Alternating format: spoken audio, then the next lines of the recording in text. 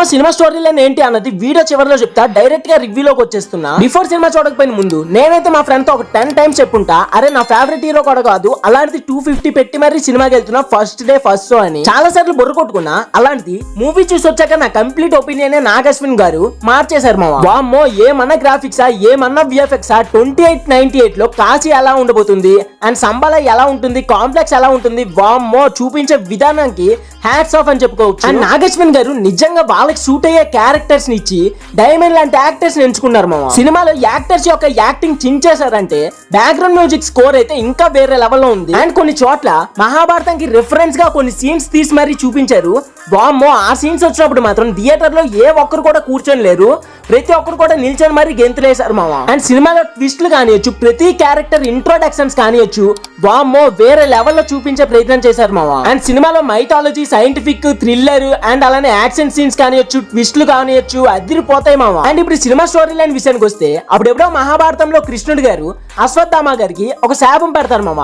అదేంటంటే, నేను చనిపోయాక నీకు మాత్రం ఎప్పటికీ చావు అంటూ ఉండదు, కానీ ఏ మనిషితో కూడా మాట్లాడకుండా ఎవరితో కూడా కలవకుండా ఒకే ప్రదేశంలో అలా స్టిల్ ను ఉండిపోవాలని అని ఒక శాపం పెడతారు మామ. దానికి అశ్వత్థామ గారు ఈ శాపానికి పశ్చాత్తాపమే లేదని కృష్ణుడిని అడిగితే, ఉంది ఈ లోకంలో మనం చేసిన పాపాలు ఎక్కువైపోయి కనీసం మనం తాగిన నీళ్లు కూడా మనమే కొనుక్కోవాల్సి వస్తుంది, అలాంటి దారుణమైన స్థితి వచ్చినప్పుడు అండ్ ఎవరో ఒక దుష్ట శక్తి ఈ ప్రపంచాన్ని కంట్రోల్ చేసుకొని శాసిస్తుంటది. ఆ సమయంలోనే నేను మళ్ళీ పుడతా, కానీ నేను పుట్టే ముందు చాలా అడ్డంకులు వస్తే ఆ అడ్డంకులన్నీ నీ చేతుల్లోనే బాధ్యతగా పెడుతున్నా అని, నీ బాధ్యతలన్నీ నెలవేర్చాక నీ శాపానికి విముక్తి కలుగుతుందని ఒక శాపం పెట్టేసి కృష్ణుడు వెళ్ళిపోతాడు మామ. అయితే మళ్ళీ 6000 సంవత్సరాల తర్వాత అంటే 2898 లో కృష్ణుడు పుట్టే సమయం వస్తుంది. అదే మామ దీపిక పడుకునే కడుపులో ఆ కృష్ణుడు మళ్ళీ పుడతాడన్న సమయంలో, ఆ సమయంలో ఏ దుష్టశక్తి అయితే ప్రపంచాన్ని శాసిస్తుంటదో, అదే మామ కమలాసన్ కోసం చెప్తున్నా, అతను ఏంటంటే కాంప్లెక్స్ అందరికీ కూడా హెడ్ మామ. సో అతనికి దీపిక పడుకునే కడుపులో పెరుగుతున్న బిడ్డ యొక్క సీరం కావాలి. ఆ బిడ్డ సీరం ని ఇంజెక్ట్ చేసుకుని తనని తను ఇంకా ఇంప్రూవ్ చేసుకుని బలవంతుడిగా అవ్వాలని కమలాసన్ గారి ఇంటెన్షన్ మామ సినిమాలో. అండ్ ప్రభాస్ గారి ఇంటెన్షన్ సినిమాలో ఏంటి అంటే,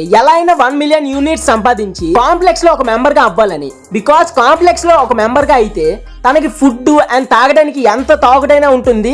అండ్ అంతేకాదు, కాంప్లెక్స్ అన్నది ఒక వెలుతురు ప్రపంచం మావ. దానిలోకి వెళ్ళాలంటే మినిమం 1 మిలియన్ యూనిట్స్ ఉండాలి. సో ప్రభాస్ గారు ఎలా అయినా 1 మిలియన్ యూనిట్స్ సంపాదించాలి అనుకుంటుంటారు, కానీ అది కుదరదు మావ.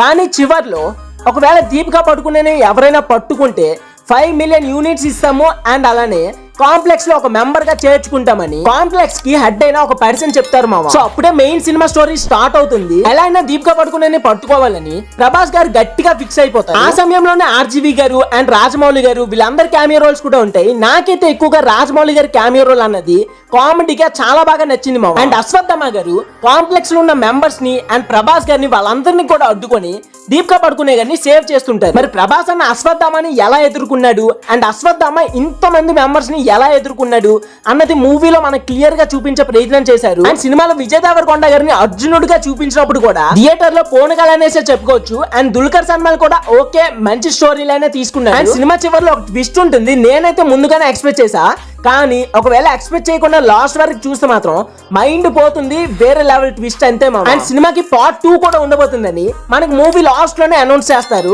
ఓవరాల్ గా నాకైతే ఈ సినిమా పిచ్చి పిచ్చిగా నచ్చేసింది. బ్యాక్గ్రౌండ్ మ్యూజిక్ కానివచ్చు, యాక్టర్స్ యాక్టింగ్ కానివచ్చు, నాగశ్విన్ గారు రాసుకున్న స్టోరీ లైన్ కానివచ్చు, పాత మహాభారతానికి రిఫరెన్స్ చేసి మరి స్టోరీ లైన్ రాశాడు చూడండి. నిజంగా నాగశ్విన్ గారికి హ్యాట్స్ ఆఫ్ అని చెప్పుకోవచ్చు. అండ్ ఫస్ట్ డే ఈ సినిమాకి నాకు తెలిసి వరల్డ్ వైడ్ గా 200 crores ఈజీగా కొట్టేస్తుంది అనుకుంటున్నా. ఓవరాల్ గా ఈ సినిమా అన్నది 2000 కోట్లు కొట్టినా సరే అంతగా ఆశ్చర్యపడాల్సిన మ్యాటర్ ఏం లేదేమో. అండ్ మీరు ఈ సినిమా చూస్తుంటే ఎలా అనిపించింది అండ్ 10 కి ఎంత రేటింగ్ ఇస్తారు, ఎవరి యాక్టింగ్ పెర్ఫార్మెన్స్ బాగుంది, నచ్చిందా లేదా అన్నది టోటల్ గా కూడా ఒకే ఒక కామెంట్ లో తేల్చేయండి మామ. అండ్ మరిన్ని ఇలాంటి మూవీ రివ్యూస్ కోసం మన ఛానల్లో కంటెంట్ ని చూసి కంటెంట్ వస్తే పక్కా సబ్స్క్రైబ్ చేసి సపోర్ట్ చేస్తారని కోరుకుంటూ ఈ వీడియోనైతే ఇంతటితో ఎండ్ చేస్తున్నా. Signing off, movie lover Mahi.